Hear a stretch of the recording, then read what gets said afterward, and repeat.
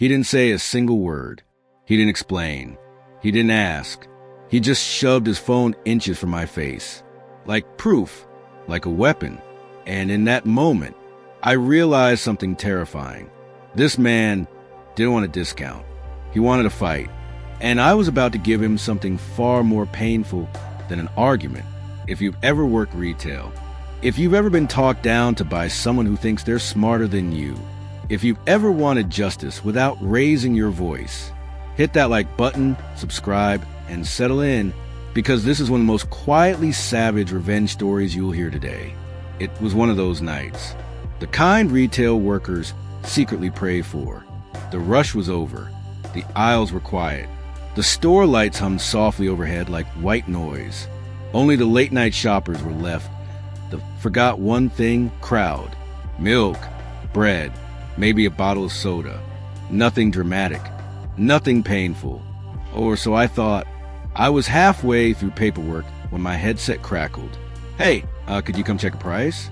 The cashier's voice was already tired. Not confused. Not curious. Tired. She continued. The customer says it should be 12 pounds. The till says 15 pounds. He says he has a picture. That last word told me everything. I closed my eyes for half a second. Retail teaches you patterns. And this one, I'd seen it 100 times. Still, I did my due diligence. I walked over to the aisle, found the product. A huge multi-pack of Dr. Pepper. Bright red packaging. Impossible to miss. I scanned the shelf, checked the labels, checked the section above. Below, nothing. No 12 pounds. No misplaced tag. No confusion. In fact, there wasn't a single item in that entire aisle priced at 12 pounds. Not one. It was 15 pounds. Always had been. Always was. I went back on the headset. Yeah, it's 15 pounds. No question. A pause. Then, could you come down, please? He wants to speak to a manager. He's got a picture he wants to show you. Her voice cracked just slightly. That was the moment I knew. This wasn't about soda. This was about power.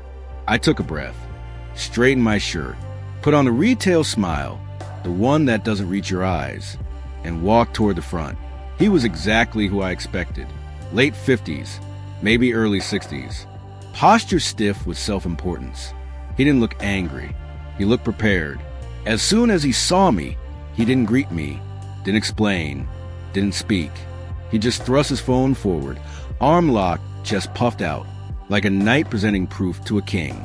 The screen hovered inches from my face. And for a split second, I almost laughed, because what he was showing me, a screenshot of a Facebook post, that was itself a screenshot from a Google search showing the same product, priced at 12 pounds, at a completely different supermarket from 6 months ago. He held it there proudly, like it was holy scripture, like he'd won. And in that moment, something inside me shifted. Not anger, not frustration, clarity. See, after more than a decade in retail, you learn two truths about people like this. Truth number one, they have time, endless time. They will argue for 30 minutes over 3 pounds. They will repeat themselves. They will ignore logic, because winning isn't about money. It's about not being wrong. And truth number two, the one that it's harder, they're lonely, painfully lonely. No one listens to them at home. No one engages with them in real life. So they manufacture conflict, because even negative attention is still attention. I looked at the phone, really looked, then I nodded, slowly, and said, "That's a good price."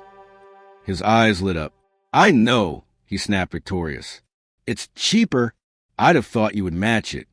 I didn't argue, didn't correct him, didn't point out the date, the store logo, the absurdity. I just said, "Nope, we can't match it." His face twitched. I continued calmly, "But I can refund you. I see you've already paid. I'll give you your money back, and you can go buy that one instead." Silence. He processed it. Then, yes, I think I will take a refund. At that price. He shoved the phone forward again. I glanced at it, then smiled. Honestly, if I were you, I'd definitely get that offer. It's better than what we charge. I processed a refund.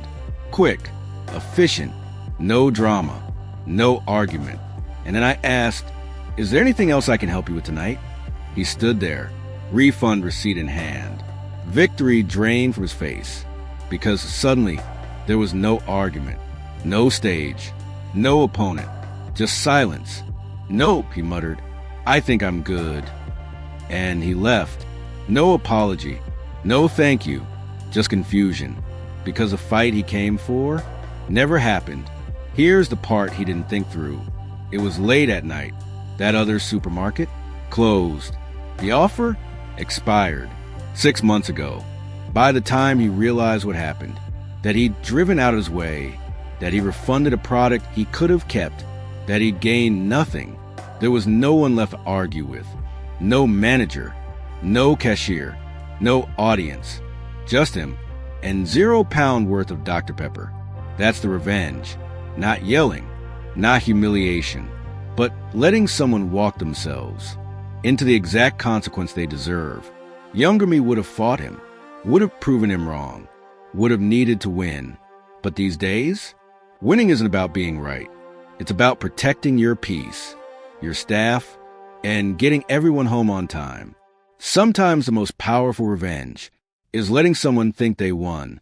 If this story made you smile or reminded you of that one customer, smash that like button, drop a comment with your most satisfying revenge moment, and subscribe for more stories where karma doesn't shout. It waits quietly